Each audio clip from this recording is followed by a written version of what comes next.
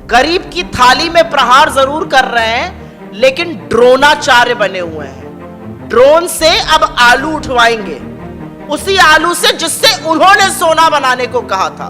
मोदी जी पहले आलू से सोना बनाने वाले थे, अब ड्रोन से आलू उठवाएंगे। इस देश का किसान आत्महत्या करेगा और आपका नाम लिखकर आत्महत्या करेगा, और आप ड्रोनाचार्य बनकर ड्रोन से आलू को उठवाइएगा। 643वें नंबर पर अडानी जी थे आपके सत्ता में आने से पहले।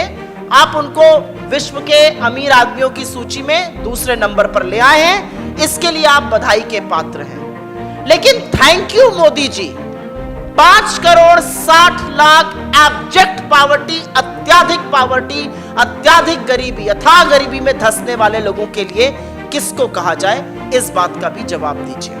और रुपया ऐसा टूट रहा है कि विदेशी मुद्रा भंडार का $100 बिलियन आपने लगा दिया, लेकिन रुपया संभल नहीं पा रहा है, क्योंकि होड़ तो लगी है रुपए की गिरावट में और प्रधानमंत्री की प्रतिष्ठा और साख में। आबरू से बड़े बेआबरू हो चले हैं।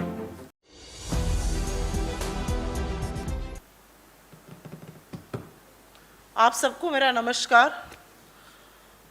एक अत्यधिक महत्वपूर्ण विषय को लेकर आपके सामने आए हैं और इस मंच से उसको उठाना चाहते हैं। कल शाम को 2 भयावह डेटा सामने आए, जो ज्यादा भयावह है, पहले उसके बारे में बात कर लेते हैं और उसके बाद जो कारण है उस डेटा का, उसके बारे में चर्चा करेंगे। इस देश में गरीबी, गुर्बत और भूख एक भयावह स्थिति में है, पर मोदी सरकार की तरफ देखिए तो वो बेखबर हैं, बेखौफ हैं, उनको कोई फर्क ही नहीं पड़ रहा है।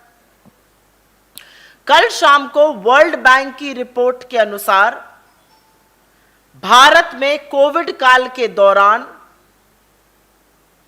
5.6 करोड़, 5 करोड़ 60 लाख लोग अत्याधिक गरीबी, एब्जेक्ट पॉवर्टी में ढकेल दिए गए। यह एक बड़ा खुलासा है। और यह करने से पहले वर्ल्ड बैंक ने यह भी किया कि तीसरी बार भारत की जीडीपी ग्रोथ रेट को इस साल घटाया और 7.5% से घटाकर 6.5% पर कर दिया गया।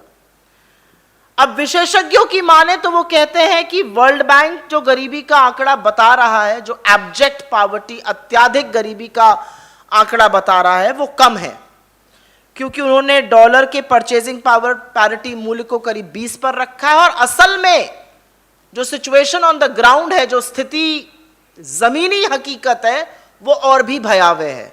कुछ विशेषज्ञों ने आंकड़े देकर कहा है कि 27 से 30 करोड़ लोग अथक गरीबी, एब्जेक्ट पॉवर्टी का शिकार हुए। नीति आयोग का जो बहुआमी गरीबी सूचकांक है, मल्टीलैटरल पॉवर्टी इंडेक्स, वो कहता है देश के 25% लोग गरीब हैं। 140 करोड़ की इस आबादी में 36 करोड़ 25 लाख लोग गरीब हैं और गरीब होते जा रहे हैं। यह देश गांधी का देश है, जिन्होंने कहा था नीति निर्माण के वक्त पंक्ति में खड़े सबसे अंतिम व्यक्ति का चेहरा याद करिएगा। वहां पर गरीबी लगातार बढ़ रही है, और बोलना इसलिए जरूरी है क्योंकि 10 साल में हमने तमामों लोगों को गरीबी की सीमा रेखा के ऊपर उठाया था, 27 करोड़ लोगों को। इसी स्थिति से घबराकर, इसी स्थिति की आशंका थी जब कांग्रेस अध्यक्ष ने और श्री राहुल गांधी जी ने सरकार को आगाह किया था कोविड के दौरान कि लोगों के हाथ में पैसा डालिए, लोगों के हाथ में पैसा डालिए, कंजम्पशन बढ़ेगा, जो कुचक्र अर्थव्यवस्था का हो गया वो ना होता। अगर बात सुन ली होती तो ये लोग गरीबी में की सीमा रेखा के नीचे और अथाह गरीबी में ना ढकेले जाते। अगर सरकार के कान पर जूं रेंगी होती हमारी बातों पर, तो करोड़ों लोग चिलचिलाती धूप में पैदल ना चलते। अगर उन्होंने सुना होता तो तमामों लघु मध्यम उद्योग बंद ना होते। अगर उन्होंने सुना होता तो अर्थव्यवस्था इस बुरी तरह से ठप ना होती। अब हो सकता है कि वर्ल्ड बैंक की इस रिपोर्ट को, अब हो सकता है कि वर्ल्ड बैंक के जीडीपी ग्रोथ के अनुमान को घटाने को सरकार एक अंतरराष्ट्रीय साजिश का नाम दे दे। लेकिन वर्ल्ड बैंक ने अकेले ऐसा नहीं किया है, मूडीज का भी यही कहना है, फिच ने भी यही किया है, एशियन डेवलपमेंट बैंक ने भी ये किया है, तमामों ब्रोकरेजेस ने, तमामों क्रेडिट रेटिंग्स एजेंसीज ने हमारे जीडीपी ग्रोथ को लगातार नीचे ढकेला। लेकिन अगर ये इंटरनेशनल साजिश है जो कि सरकार कह सकती है तो छोड़ दीजिए ईडी। अब आपकी ईडी वर्ल्ड बैंक के भी पीछे पड़ जाए, पर उसमें शायद थोड़ी मुश्किल हो सकती है।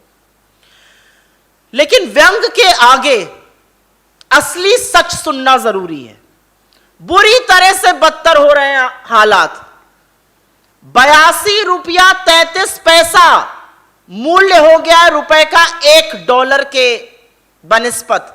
82 रुपया। जो कहते थे कि होड़ लगी है रुपए की गिरावट और प्रधानमंत्री की गिरती हुई प्रतिष्ठा में, वो किस गोता में गोता खार बन के अपनी प्रतिष्ठा ढूंढ रहे हैं मुझे नहीं पता। लेकिन विदेशी मुद्रा भंडार इस साल की शुरुआत से अभी तक $100 बिलियन खर्च हो चुका है। $100 बिलियन, और उसके बाद भी रुपए की गिरावट को रोका नहीं जा पा रहा है। चाहे करंट अकाउंट डेफिसिट हो, चाहे फिस्कल डेफिसिट हो, भयावह स्थिति है। ट्रेड डेफिसिट, व्यापार घाटा दोगुना हो गया है। एक्सपोर्ट 3.5% डिप कर रहा है। एफएमसीजी की सेल, जो जरूरी सामान होते हैं, तेल, नमक, टूथपेस्ट, सर में लगाने वाला तेल, साबुन, शैम्पू, 10% इनकी सेल में गिरावट आई है। यह सीधा गरीबी से रिलेटेड है। इस मंद उपभोग और कम निवेश के चलते बेरोजगारी तो बढ़ी ही है, तमाम एमएसएमईज बंद हुए हैं, और उसके ऊपर से महंगाई ने जीना दूभर कर दिया है। इसका असल में आईना जो है वो तो आरबीआई दिखा रहा है सरकार को। 4 बार रेट बढ़ाए गए हैं, लोन भी महंगा हो रहा है, ईएमआई भी ज्यादा हो रही है। यह सरकार की फिस्कल नीतियों की विफलता का परिणाम है। पर इस भयावह स्थिति से क्या मोदी जी परेशान है? जी नहीं, खोखला प्रचार जारी है। गरीब की थाली में प्रहार जरूर कर रहे हैं, लेकिन ड्रोनाचार्य बने हुए हैं। ड्रोन से अब आलू उठवाएंगे, उसी आलू से जिससे उन्होंने सोना बनाने को कहा था। मोदी जी पहले आलू से सोना बनाने वाले थे, अब ड्रोन से आलू उठवाएंगे।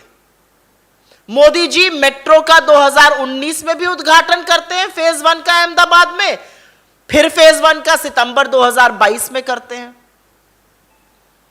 यह सब काम चलता रहेगा, खोखला प्रचार, ताली वाली सब चलती रहेगी, लेकिन गरीब इस देश में और गरीब होता रहेगा, शिकन नहीं आएगी चेहरे पर। इस देश का किसान आत्महत्या करेगा और आपका नाम लिखकर आत्महत्या करेगा, और आप ड्रोनाचार्य बनकर ड्रोन से आलू को उठवाइएगा। इसीलिए कुछ ज्वलंत सवाल हैं और इसी के साथ हम अंत करेंगे। इस देश में जब कच्चे तेल का वैश्विक दाम $116 प्रति बैरल से घटकर $91 प्रति बैरल हो गया, इस दौरान पेट्रोल और डीजल का दाम क्यों नहीं घटाया गया?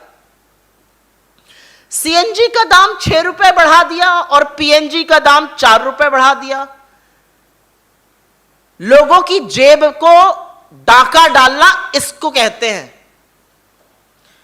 देश की 130 ट्रेनों का किराया बढ़ा दिया, प्लेटफॉर्म टिकट 200% बढ़ा दिया, फीस 400% बढ़ा दी यूनिवर्सिटीज में। इसका क्या जवाब है? क्या यह गरीबी पर प्रहार है या नहीं है? आटा और दूध जैसी चीजों का दाम आग लगी हुई है उनमें, क्या इससे गरीब का भला हो रहा है? विश्व हंगर इंडेक्स में 116 देशों की सूची में 101 पर हैं हम, नेपाल और भूटान के नीचे। क्या गरीब को 2 वक्त भरपेट खाना दिलाना आपका काम नहीं है मोदी जी?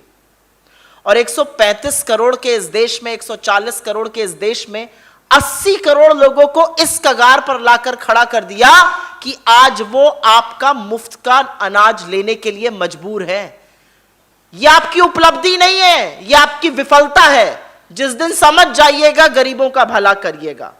तो अब बताइए, आप गरीबों के लिए क्या करिएगा? आंख मूंद कर मुंह फेर लीजिएगा जैसा कि अभी तक करते आए हैं, या उनके लिए कुछ करिएगा। हां, आप बधाई के पात्र हैं।